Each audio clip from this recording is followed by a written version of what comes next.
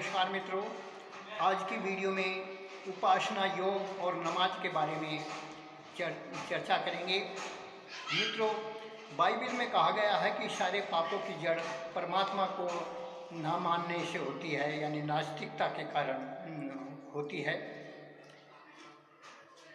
किसी भी कोई भी क्रिया बिना कर्ता के नहीं होती और ये सारी सृष्टि किसी नियम पूर्वक चल रही है।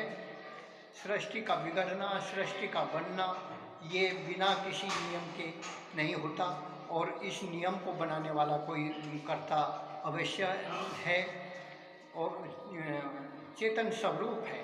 और इसका चाहे उसे कोई निराकार रूप में माने, चाहे साकार रूप में माने, उसको पाने के तरीके भिन्न भिन्न हो सकते हैं, लेकिन अंत में सबका एक ही उद्देश्य होता है कि समाधि अवस्था। ये समाधि अवस्था जो अष्टांग योग के द्वारा प्राप्त की जाती है और इसको प्राप्त करने के लिए अभ्यास, वैराग्य और ईश्वर में अटूट विश्वास और ब्रह्मचर्य की जरूरत होती है। ये अष्टांग योग जो यम, नियम, आसन, प्राणायाम, ध्यान, धारणा, प्रत्याहार, समाधि, ये इसका हर धर्म के अंदर समावेश इसमें पाया जाता है।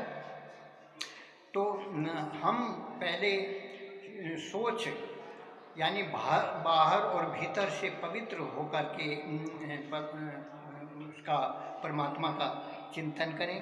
तो इसके लिए कहा गया है, अथर्ववेद में कहा है, यद दुष्कृतम यच्छमलम विवाहे बहतो चयत तस्य संबलस्य कंबले मर्जम हेतुरितम वयम। सभी तरह से शुद्ध होकर परमात्मा की इबादत करें। कुरान शरीफ में कहा गया है कि अपने मालिक को सुबह शाम धीमी आवाज में याद कर। तो लेकिन जब जितना हम परमात्मा के समीप रहेंगे, उसके नज़दीक रहेंगे, तो हम पापों से बचेंगे। इसलिए 5 बार नमाज पढ़ने की और उसकी ज़्यादा से ज़्यादा इबादत करने की कहा गया है। योग दर्शन में बताया गया है कि तत्पुरुष परम ख्याति गुणर्व्यदर्शनम, उस परम पिता परमेश्वर के गुण कीर्तन करने से वासनाओं में मनुष्य नहीं फंसता, तृष्णा से मुक्त हो जाता है। तो अब तो ये नमाज बहुत ही एक यौगिक शब्द है और उसका बहुत ही सागर अर्थ है। नम जमा अज। नम कहते हैं झुकना, नमस्कार करना, इबादत करना, और अज एक पाद, अज एक पाद देवो भव। जो अज का मतलब है जो जन्म नहीं लेता और निराकार है, सर्वशक्तिमान है। तो जो जन्म नहीं लेता, इस तरह जो है नम जमा अज, यानी अजाय नमय, जो परमात्मा निराकार सर्वशक्तिमान है, सारे संसार का रचयिता है, उसकी हम इबादत करते हैं। और ये परमात्मा क्या है, योग दर्शन में बताया गया है, कलेश कर्म विपाकाश्चरेव प्रामृष्ट पुरुष विशेष ईश्वर है। वो ईश्वर कर्मों, जन्म मरण के चक्र से अलग, कर्मों की वासनाओं से अलग जो पुरुष विशेष है, वो परमात्मा है। तो उसका क्या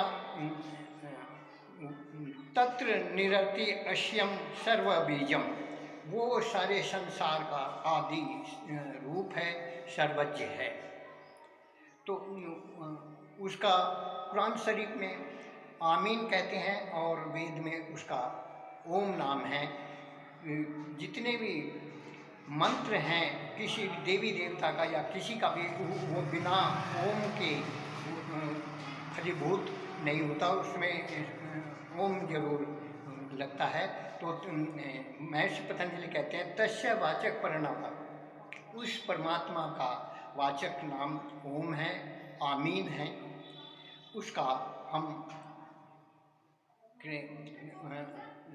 तस्य वाचक परिणाम है, उस परमात्मा का नाम ओम है और उसका हम तद तज्जप तदर्थ भावनम, उसके अर्थ का हम गुणगान करें, उसका जप करें। तो ये ईश्वर का जप से वो है। तो इस तरह से हम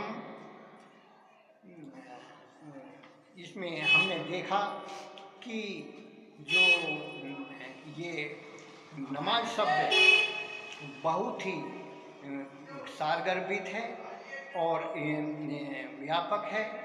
इससे हम तो उपासना का अर्थ भी यही है कि हम माने समीप, आसन जो होता है, मेथड होता है, तरीका होता है।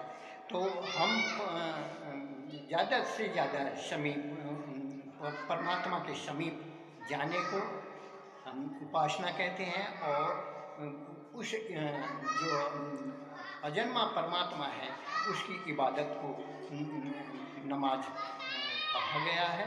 तो इस तरह से हम जब उपासना करते हैं तो हमें उस परमात्मा का सामीप्य हो जाता है और अब तो हमें उसका साक्षात्कार होता है और उसके साक्षात्कार होने का फल हम जीवन मरण से मुक्त हो जाते हैं, मोक्ष हो जाते हैं। चाहे इसे जन्नत कहिए, स्वर्ग कहिए, बहिष्ठ कहिए, कुछ भी कहिए। तो उस समय हमें ऐसा परम आनंद होता है जिसका हम वाणी से वर्णन नहीं कर सकते।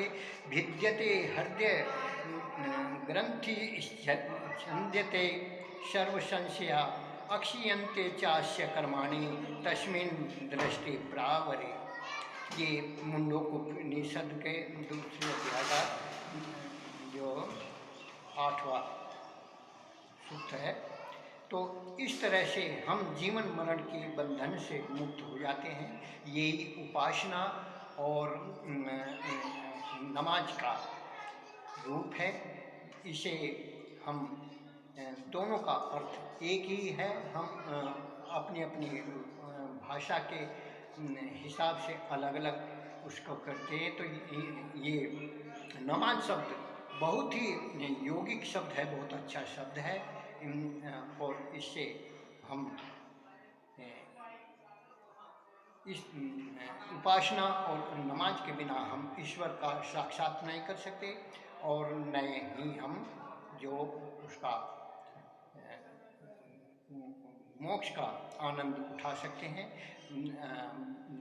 इसके लिए हम जो वज्रासन है उसमें वज्रासन में बैठते हैं और आसनों का आसन, प्राणायाम, ध्यान, धारणा, समाधि, ये सब इसमें 8 के अंगों से इसमें गुजरना पड़ता है।